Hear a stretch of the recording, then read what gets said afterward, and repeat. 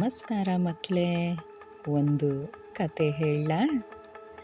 ಈ ಹಿಂದೆ ನಾವು ಪಂಚತಂತ್ರದ ಕಥೆಗಳ ಬಗ್ಗೆ ತಿಳ್ಕೊತಾ ಇದ್ವಿ. ನಿಮಗೆ ಸಂಜೀವಕ ಎತ್ತು ನೆನಪಿದೆ ಅಲ್ಲ? ಆ ಸಂಜೀವಕ ಎತ್ತು ಯಮುನಾ ನದಿ ತೀರದಲ್ಲಿ ಬೆಳೆದಿದ್ದು ಹುಲ್ಲು ತಿಂತ ನೀರು ಕುಡಿತಾ ದಷ್ಟ ಪುಷ್ಟವಾಗಿ ಬೆಳೆದಿತ್ತು.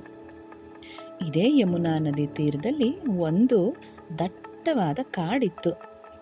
ಆ ಕಾಡಿನ ರಾಜನ ಹೆಸರು ಪಿಂಗಳಕ ಅಂತ.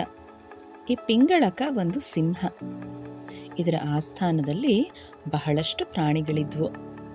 ಇದರ ಆಸ್ಥಾನದ ಮಂತ್ರಿ ಒಂದು ನರಿ ಆಗಿತ್ತಂತೆ. ಆ ನರಿ ಕಾರಣಾಂತರಗಳಿಂದ ದೂರ ಆದಮೇಲೆ ಬೇರೆ ಯಾವ ಪ್ರಾಣಿಗಳಿಗೂ ಮಂತ್ರಿ ಸ್ಥಾನ ಕೊಟ್ಟಿರಲಿಲ್ಲ ನಮ್ಮ ಪಿಂಗಳಕ ಸಿಂಹ. ಹೀಗಿದ್ದ ಮಂತ್ರಿಗೆ 2 ಮಕ್ಕಳಿದ್ರಂತೆ. ಅವುಗಳ ಹೆಸರು ಕರಟಕ ಮತ್ತು ದಮನಕ ಅಂತ. ಆಸ್ಥಾನದಲ್ಲಿ ಜಾಗ ಇಲ್ಲದೆ ಇದ್ರೂ ಕರಟಕ ದಮನಕಗಳು ಪಿಂಗಳಕ ಸಿಂಹ ತಿಂದುಬಿಟ್ಟ ಮಾಂಸವನ್ನು ತಿಂತ ತಮ್ಮ ಹೊಟ್ಟೆ ಸಾಕೊಂಡು ಅಲ್ಲೇ ಕಾಡಲ್ಲಿ ಸುತ್ತಾಡ್ಕೊಂಡಿದ್ವಂತೆ. ಹೀಗಿರುವಾಗ ಒಂದು ದಿನ ನಮ್ಮ ಸಿಂಹ ಇತ್ತಲ್ಲ ಪಿಂಗಳಕ, ಅದು ನೀರು ಕುಡಿಯೋಕೆ ಅಂತ ಯಮುನಾ ನದಿ ತೀರಕ್ಕೆ ಹೋಯ್ತಂತೆ. ಹೀಗೆ ನೀರಿನ್ನೇನು ಕುಡಿಬೇಕು ಅನ್ನೋ ಅಷ್ಟರಲ್ಲಿ ಪಿಂಗಳಕ ಸಿಂಹಕ್ಕೆ ಒಂದು ದೊಡ್ಡ ಗುಟುರಿನ ಶಬ್ದ ಕೇಳಿಸ್ತಂತೆ. ಪಿಂಗಳಕ ಸಿಂಹ ಈ ಥರ ಸದ್ದನ್ನು ಯಾವತ್ತೂ ಕೇಳಿರಲಿಲ್ಲ. ಈ ಗುಟುರಿಕೆಯನ್ನು ಕೇಳಿ ಪಿಂಗಳಕಂಗೆ ಬಹಳ ಭಯ ಆಯ್ತಂತೆ.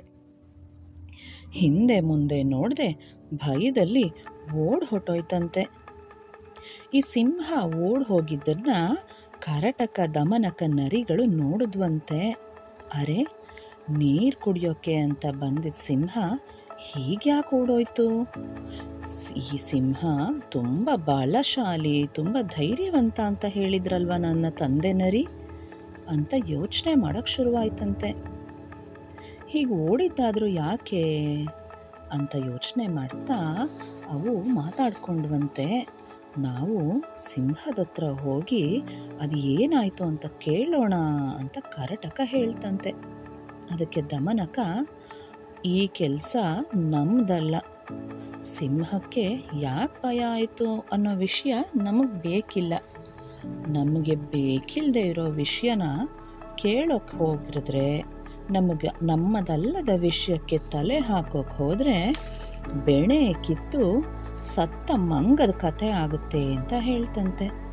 ಅರೆ, ಬೆಣೆ ಕಿತ್ತು ಸತ್ತ ಮಂಗವ? ಆ ಕಥೆ ಏನು ಅಂತ ಈಗ ಹೇಳ್ತೀನಿ ಕೇಳಿ.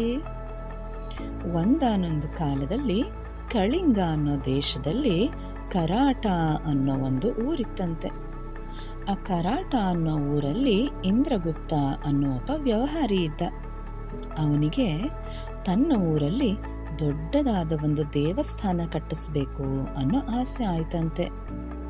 ಈ ದೊಡ್ಡದಾದ ದೇವಸ್ಥಾನ ಕಟ್ಟಿಸೋಕೆ ದೊಡ್ಡ ದೊಡ್ಡ ಮರಗಳು ಬೇಕಿತ್ತಂತೆ. ಈ ಮರದ ಕೆಲಸ ಮಾಡೋಕೆ ದೇಶದ ತುಂಬ ಇದ್ದ ಬಡಿಗೆಯವ್ರನ್ನೆಲ್ಲ ಕರೆದಿದ್ನಂತೆ.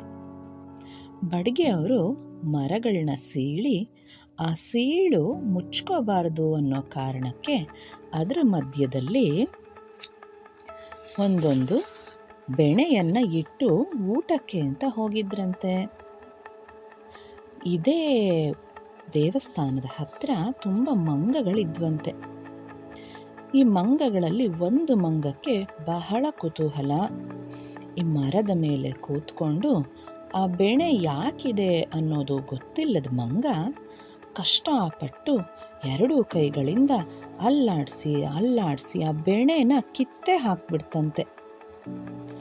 ಸೀಳು ಮುಚ್ಕೋಬಾರ್ದು ಅಂತ ಅಡ್ಡ ಇಟ್ಟಿದ್ದ ಬೆಣೆ ಕಿತ್ತ ತಕ್ಷಣ ಆ ಸೀಳಿನ ಮಧ್ಯ ಕೋತಿಯ ಅರ್ಧ ದೇಹ ಸಿಕ್ಕಾಕೊಂಡ್ಬಿಡ್ತಂತೆ. ಹೀಗೆ ಸಿಕ್ಕಾಕೊಂಡಾಗ ಎಷ್ಟೇ ಕಷ್ಟಪಟ್ರೂ ಅದರಿಂದ ಬಿಡಿಸ್ಕೊಳ್ಳೋಕ್ಕೆ ಸಾಧ್ಯನೇ ಆಗಲಿಲ್ವಂತೆ ಮಂಗಕ್ಕೆ. ಅಲ್ಲೇ ಅದರ ಪ್ರಾಣ ಹೊಟ್ಟೋಯ್ತಂತೆ. ಹೀಗೆ ನಮ್ದಲ್ಲದ ವಿಷಯಕ್ಕೆ ನಾವು ತಲೆ ಹಾಕೋಕೆ ಹೋಗಿ ಅಪಾಯ ತಂದ್ಕೊಳ್ಳೋದು ಬೇಡ ಅಂತ ದಮನಕ ಕರಟಕಕ್ಕೆ ಹೇಳ್ತಂತೆ. ಆದರೆ ಇದು ಕರಟಕಕ್ಕೆ ಇಷ್ಟನೇ ಆಗ್ಲಿಲ್ವಂತೆ. ನೋಡು, ನಾವು ಬರೀ ಪಿಂಗಳಕ ತಿಂದ್ಬಿಟ್ಟ ಮಾಂಸವನ್ನು ತಿಂತ ನಮ್ಮ ಹೊಟ್ಟೆ ಹೊರ್ಕೊಂತ ಇದ್ದೀವಿ. ಆದರೆ ನಮ್ಮಿಂದ ಯಾವ ಉಪಯೋಗನೂ ಆಗ್ತಾ ಇಲ್ಲ. ಹೀಗಾದ್ರೆ ನಾವು ರಾಜನಾದ ಸಿಂಹಕ್ಕೆ ಹತ್ರ ಆಗೋಕ್ಕಾಗತ್ತಾ? ಹಾಗಾಗಿ ರಾಜಾಶ್ರಯ ಬೇಕು, ರಾಜನಿಗೆ ಹತ್ರ ಆಗಬೇಕು ಅಂದರೆ ಅವನ ಯೋಗಕ್ಷೇಮ ತಿಳ್ಕೊಳ್ಳೋದು ನಮ್ಮ ಕರ್ತವ್ಯ ಅಲ್ವಾ? ಹಾಗಾಗಿ ಬಾ ಹೋಗಿ ಕೇಳೇ ಬಿಡೋಣ, ಏನಕ್ಕೆ ಭಯ ಆಯಿತು ಸಿಂಹಕ್ಕೆ ಅಂತ ಅಂದ್ಕೊಂಡು ಕರಟಕ ದಮನಕ ಎರಡೂ ಈಗ ಪಿಂಗಳಕ ಸಿಂಹದ ಹತ್ರ ಹೋಗ್ತಾ ಇದ್ದಾವೆ. ಯಾಕೆ ಭಯ ಆಯಿತು ಸಿಂಹಕ್ಕೆ ಅಂತ ಕೇಳೋಕೆ.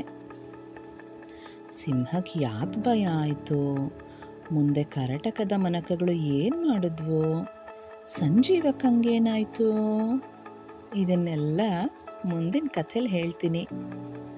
ಅಲ್ಲಿವರೆಗೂ ಜೋಪಾನ.